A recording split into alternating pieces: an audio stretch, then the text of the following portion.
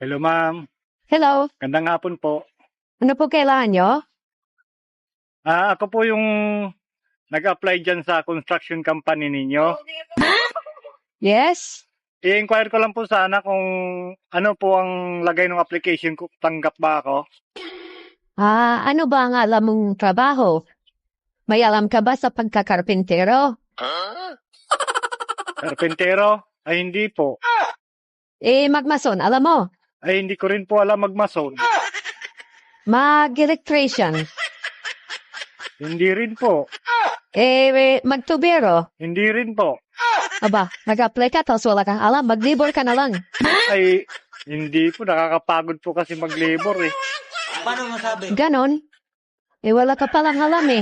Wala kang kalam-alam ng kahit na ano. So, paano kita tatanggapin? Eh, ma'am, ang iba ko pong alam, ma'am, alam ko po kung saan nakatira yung kabit nyo po. Ano? May alam ka? Opo, alam ko po yung address.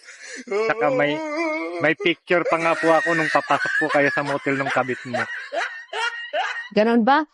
O sige, tanggap ka na. Umpisa ka na buka. Ay, sige po.